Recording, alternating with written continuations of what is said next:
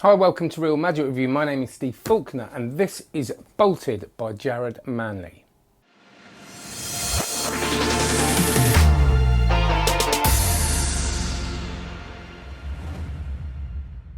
Before we do that, the usual, can you please like, subscribe, check out cardmagiccourse.com, go and have a look at it. It won't take you long and it truly is very, very special. But of course I'm biased, so have a look at what other people have got to say on the page. Over 300 videos now, probably 400 plus, adding to it every month, and it's very, like I say, very, very good.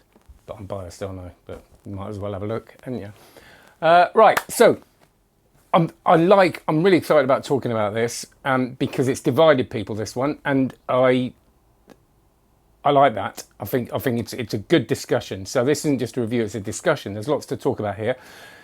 So I've seen that Jared has been working on this. Well, he released it originally in 2013. I know he's working on it for quite a long time because he was living in Sheffield at the time and he used to come down to the shop and try things out. And there's actually a bit of footage of him doing it in the shop a long time ago on here.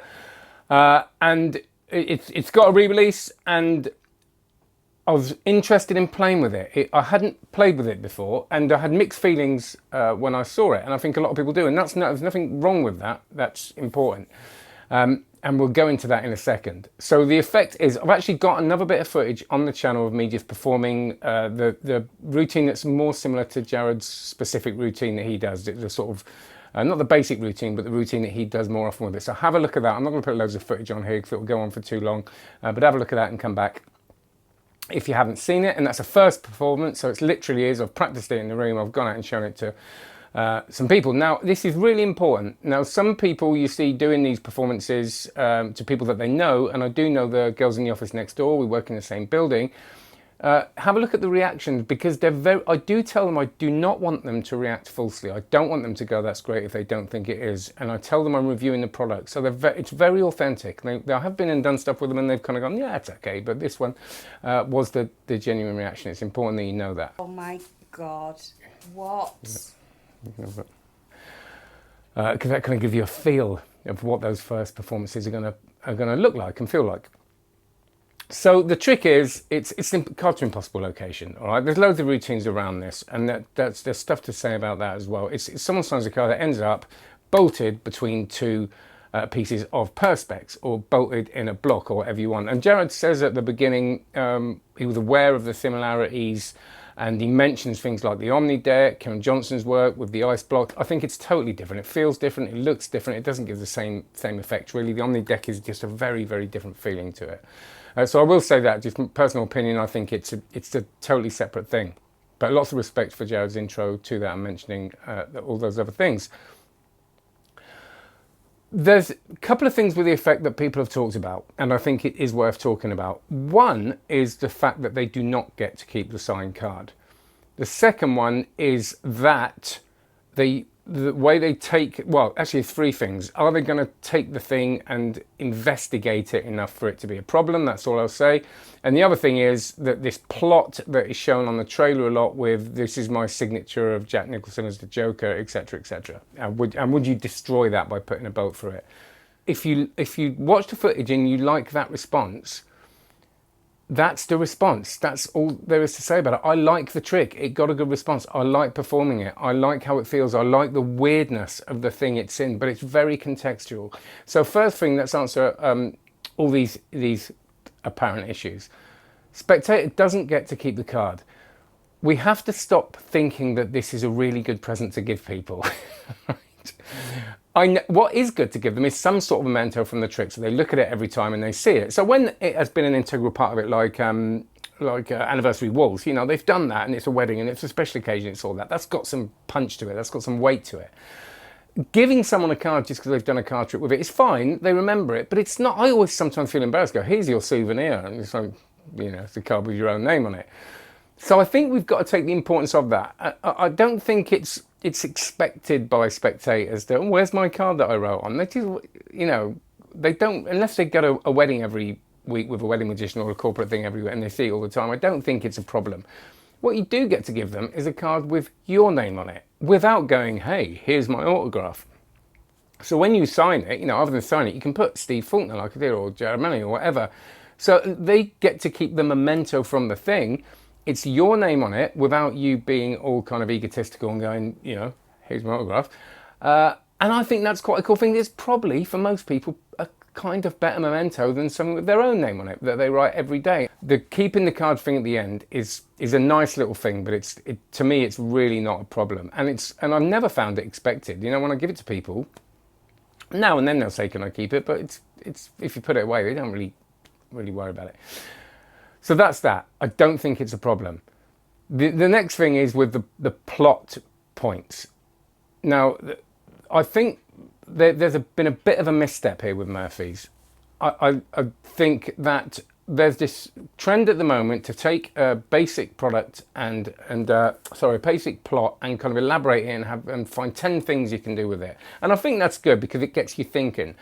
But I think the problem is people might take those 10 things and go, that's not very good, and judge each routine. All they're doing is giving you as many ideas as they can to get your brain working. So there's, you know, they talk about using a mem deck with this. They talk about, the main ones are this kind of transposition effect that Jared does that I did on the download. There's there's like a business card thing, which actually I think is a really good way to get someone's business card and do that in a kind of natural way with a trick. There's the thing out of the box. You get the bolted gimmick out of the card box.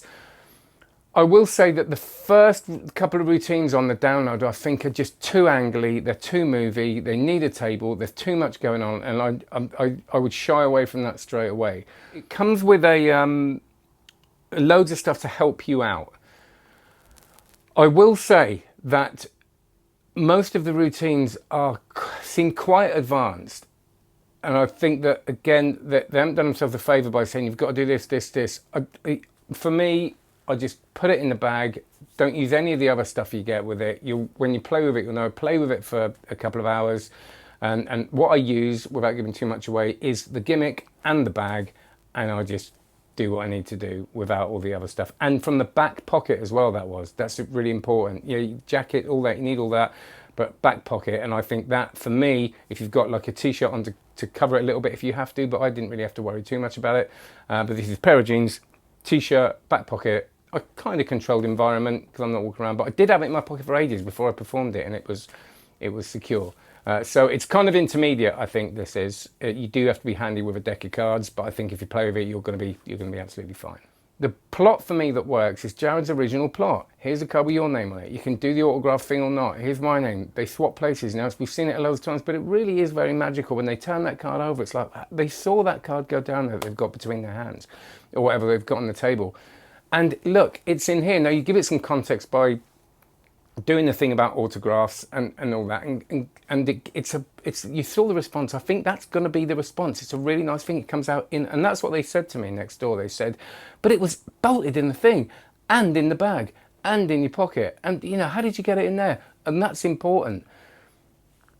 They kind of know you got it in there. I think. I don't think anybody believes it magically went in there and it's a trick. So we don't have to worry too much about does the plot make sense on that pragmatic level where you might ruin a card that had Jack Nicholson's signature on it. And as well as nobody believing that the card actually materialises in there, people also probably aren't believing your script. And what I mean by that is that when you script something, people there's a game that we're playing. Even if you do it really convincingly, you've got the script, you're talking about autographs, they know it's a script, they know it's part of the performance. You've gone into a performance zone and that's why they respond the way they do. They know they're a spectator, they know you're a performer. So this whole thing is a game, and that's why we can play with it so much. We can be tongue-in-cheek, we can tell these little stories with the idea that they probably know it's not true. Yes, you can sell it as being really true, but my advice is to not worry too much about whether the plot you're sort of, the yarn you're spinning is realistic. None of it's realistic. It doesn't make any sense, and that's kind of the fun of it. I think if you've got an issue with that, then that's valid. For me, that doesn't even come into it. What they're thinking is, I just signed the card. It's now in the bag, in the pocket, in the bolt thing, and like that. And they do think it's bolted through. But my point is, I don't think they think it got there magically. That's the magic for me. I think the magic in, the Statue of Liberty disappearing is that we kind of know that didn't happen, but we saw it. That's the magic. And as well as nobody believing that the card actually materializes in there, people also probably aren't believing your script. And what I mean by that is that when you script something, people there's a game that we're playing. Even if you do it really convincingly, you've got the script, you're talking about autographs, they know it's a script, they know it's part of the performance. You've gone into a performance zone, and that's why they respond the way they do. They know they're a spectator, they know you're a performer. So this whole thing is a game, and that's why we can play with it so much. We can be tongue-in-cheek, we can tell these little stories with the idea that they probably know it's not true. Yes, you can sell it as being really true, but my advice is to not worry too much about whether the plot you're sort of the yarn you're spinning is realistic. None of it's realistic. It doesn't make any sense, and that's kind of the fun of it. I think the prop needs some sort of, you've got to go either way with it. You've got to go, right, there's the meaning to it. There are routines on here when you show the prop first. I kind of don't want to do that. I like getting out in the end and get that shock value from it, which it does get, I think. But you might want to either give it some context with, I said, subtly, I was bolted in there because it's really important to me, or just don't mention it and just go, look, it's this ridiculous thing. And I've got a friend, Tom, who watches this, he does steampunk stuff, and it's really good for that sort of thing. So certain context, I don't think you're going to have to, you can just say, this is weird, isn't it? It's bolted in there. Look, it's really, it's not getting, it's so secure, it's bolted, all that. So I wouldn't worry too much about that. And are people going to try and investigate the thing too much? It's audience management. It's part of performing. If they start getting into it, they can have it back. Not like that. But what I'll tend to do, if people will start unscrewing the thing. And what I did here, which I didn't at the end, is I took it off them as they started, and I carried on unscrewing it, and then screwed it back on. And so I kind of, it's your stuff. So I think, yes, people, you will have to have a bit of audience management with it. You will have to notice, but people will tend to unscrew it, and then I just say, oh, look, and I was sort of as if I'm helping them, and I'll take it back off them. And sometimes, if a lot of magic I do can't be looked at that closely, and I just don't let that happen. I go, have a quick look, yeah, you take it back and keep things moving, and you'll be totally fine. Is it examinable? Yes. Is it super, ultra examinable? Well, there's some really nice things that they do and talk about and ways to avoid certain things within that. And I will say that the download, even though it is a bit overlong, it doesn't have to be an hour and 40 minutes. I think I'd love to see things scale back as things as, I'm reviewing the things, and do us a favour because I have to watch the whole thing. But there are some great ideas with it. So I like this. When I first saw it, I was like, all that sort of magician-y stuff was coming in. Does it make sense? No. Does it? Well, you make it make sense. Is it a really cool thing to have a card in that looks so secure that how can it go from there to there in that amount of time? I think it's interesting. I think it's different, but has a classic plot. I don't think it's mind-blowingly the best trick that ever's been released, but it's better than a lot of Card to Impossible Locations, and it's an interesting gimmick and an interesting prop and something to bring into a show that's going to make people really think. So there it is. It's Bolted by Jared Manley. Please look at all the links below. Thank you to Murphy's for sending this to me. And, like I said, all the links. Like, subscribe, share if you like this sort of thing. Mention it if you know people that might like this sort of thing. And check out cardmagiccourse.com. Have a great one. Cheers.